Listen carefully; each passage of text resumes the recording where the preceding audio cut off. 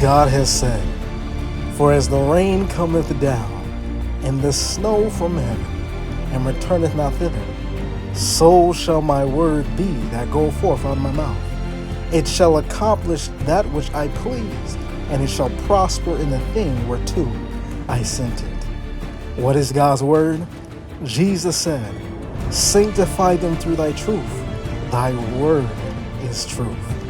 God's word is truth, and he has promised that it would triumph. Hello, friend. My name is Daniel. Thank you immensely for watching this video. God has brought you here for a divine purpose. I welcome you to the Truth Triumphant, where we share triumphant truths from God's holy word. I pray you will be enriched and blessed by today's video.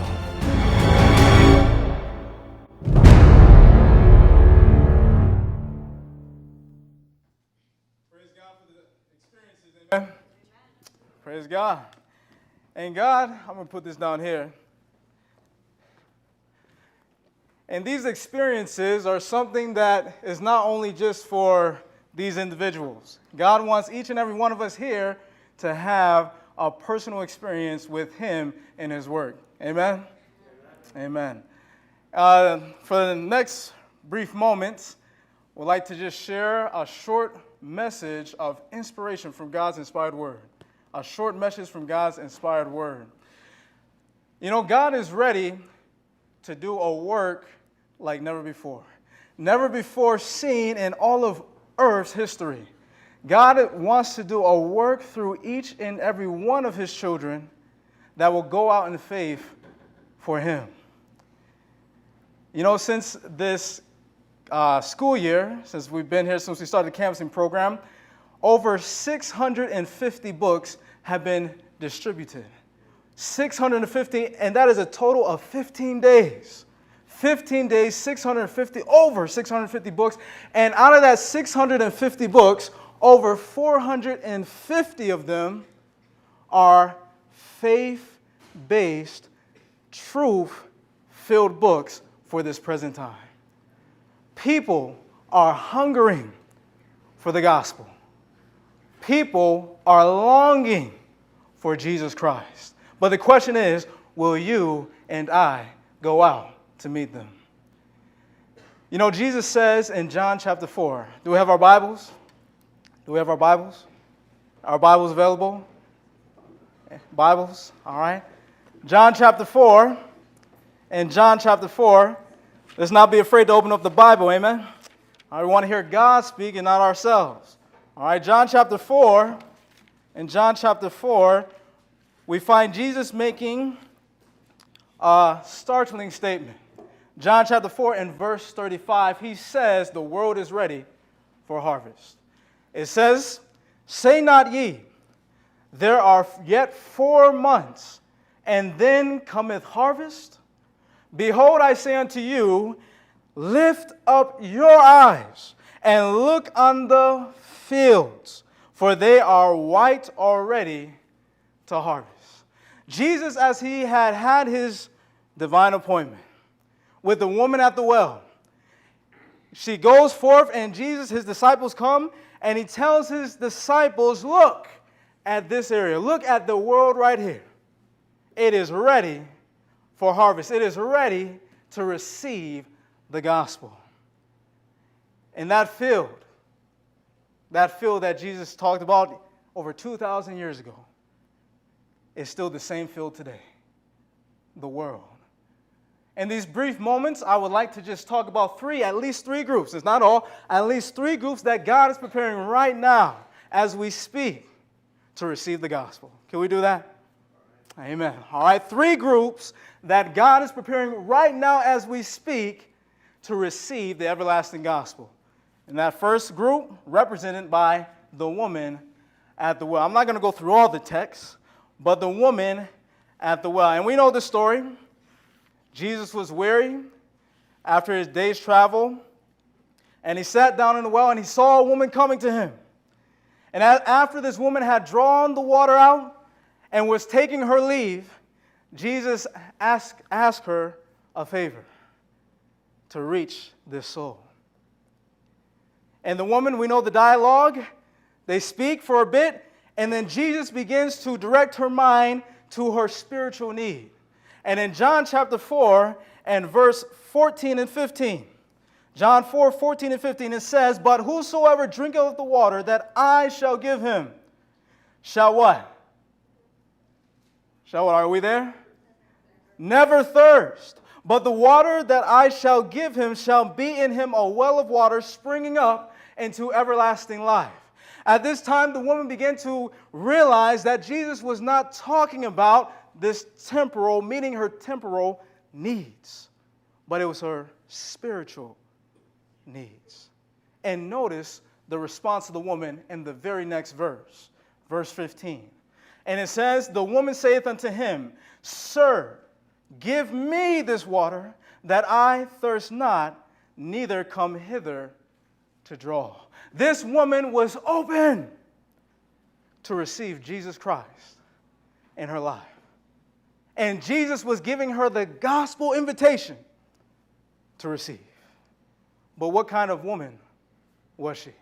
Right after Jesus built up this desire in her, Jesus does something that was startling to her. I'm just going to paraphrase it. He points out some issues in her life. He points out the sin that she's living in. And startled by this, she directs the conversation a different way. And she begins to talk about some controversial truths at that time. And Jesus tells her something very, very simple. He says, "You don't know, or you don't know who you worship, but we do." Jesus had given the gospel invitation to an individual that was living in open, blatant sin. He had given the gospel invitation to an individual that had misconceptions of truth, who was believing things that were in error. This is the individual that God was preparing to receive the everlasting gospel. And did she receive it that day? We know the story. Did she receive it? She did. She received it. That first group are those who are living in sin and have misconceptions of truth. Do we have that today? In our day, in our world? We definitely do. We definitely do. Very quickly. Second group. Second group is represented by the Ethiopian in the book of Acts, chapter 8, 30, 31, and 35. I'll just brush through it. But the Ethiopian had been reading the prophecies of Isaiah. And God had called Philip to go near to him. And as the Ethiopian was studying the word, and Philip had drawn near, notice what the Ethiopian says, or what it says in verse 30. And it says, "And he said, How can I except some man should guide me?" Philip asked him, does he understand what he's reading? And he desired Philip that he would come up and sit with him. Then Philip opened his mouth, verse 35, and began at the same scripture and preached unto him Jesus. There are individuals in this world, many of them, who are looking through the Bible. They're studying and they're trying to understand what is truth. God wants you. God wants myself. God wants all of us who have taken upon his name to go and reach out to these individuals. Our first group that God is preparing to receive the everlasting gospel today are those who are living in open, blatant sin. Those who have misconceptions of truth. Our second group, those who are studying, but they don't understand what is truth. And that last group is represented none other than by Pilate. Pilate, the Roman governor, in John chapter 18. John chapter 18, and looking at verse 37 through 38. John 18, 37 and 38. That last group that we'll cover tonight that God is preparing to receive the everlasting gospel is represented by Pilate. Pilate is dealing with Jesus Christ, and as he's going through his trial, it says this. It gets to a point where Pilate therefore said, verse 37, unto him, art thou a king then?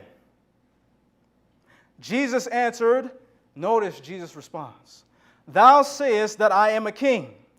To this end was I born, and for this cause came I into the world, that I should bear witness unto the truth.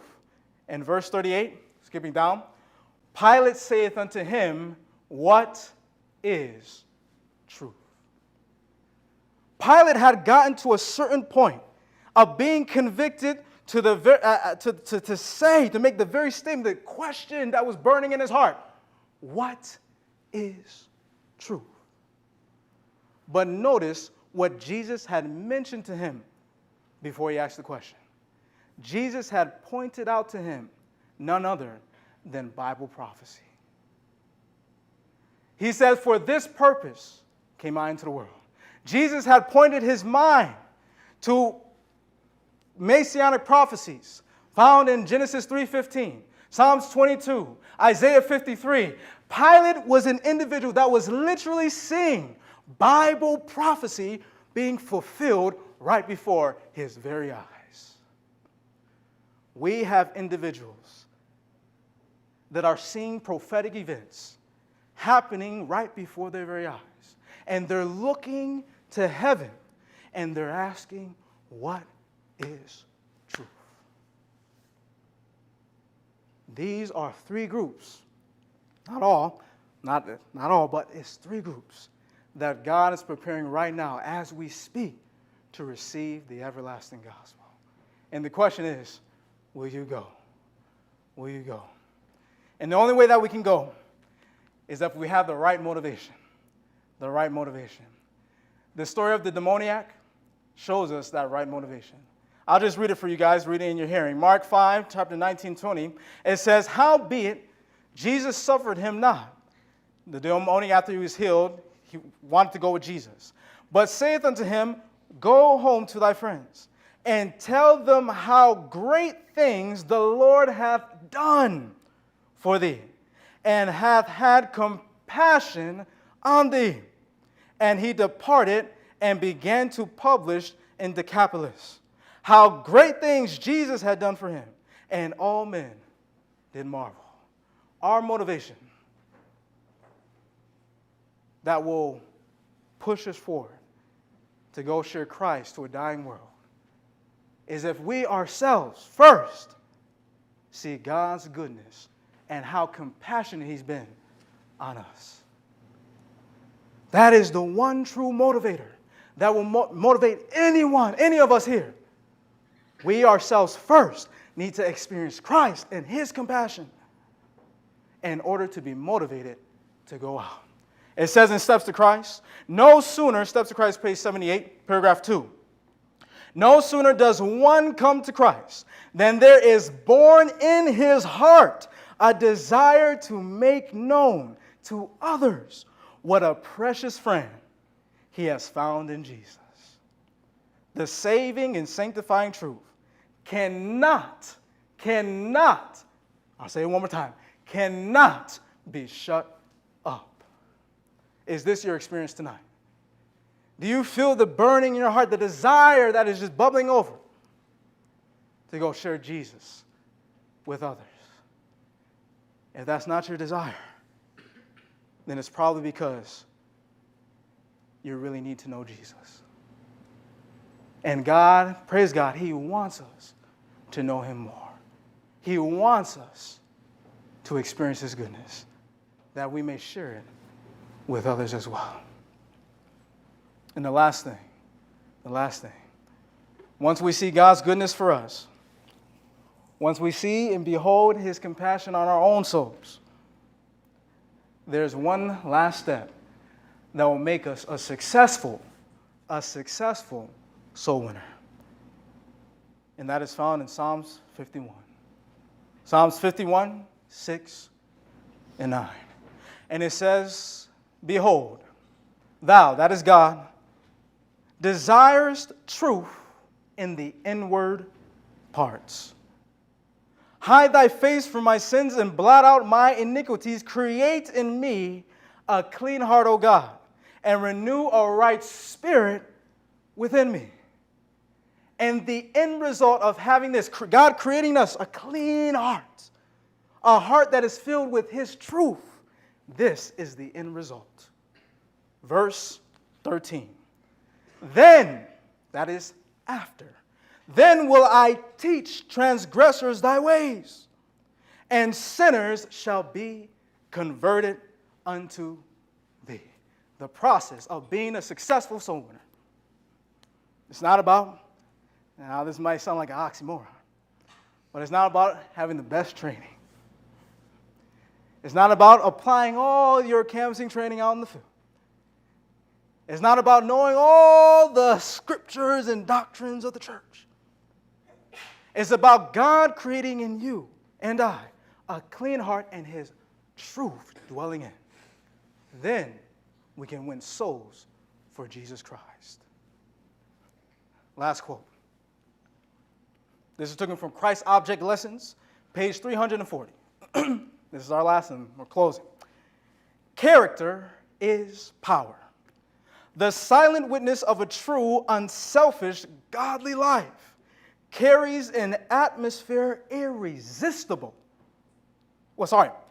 carries an almost irresistible influence. By revealing in our own life the character of Christ, we cooperate with Him in the work of saving souls. It is only by revealing in our own life His character that we can cooperate with Him. And the wider the sphere of our influence, the more good we may do. Christ in you, the hope of glory. That's what God truly wants for each and every one of us. And once we have that experience, brothers and sisters, my dear friends, that's when we'll be motivated to go out for Christ. And we'll be truly successful soul winners. Do you want to have that experience? Do you want to be a successful soul winner for Christ? Do you want to have the experience of God's goodness in your life? Then let's pray for that. Let's pray. Dear most gracious Heavenly Father, we want to thank you for your goodness, your love in our lives.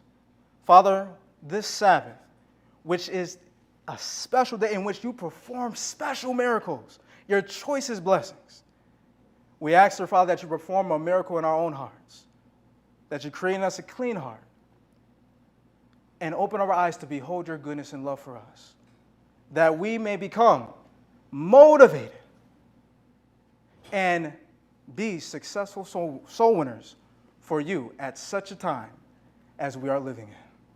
We thank you in Jesus' name. Amen. If you have been blessed by today's video, please do subscribe so that you don't miss out on future content, as well as like just for support. And please do share this video with others that you believe will be blessed by the message. And until next time, may God keep you, encourage you, strengthen you for the second coming of Jesus Christ. And remember that God has promised that His truth shall triumph. Oh.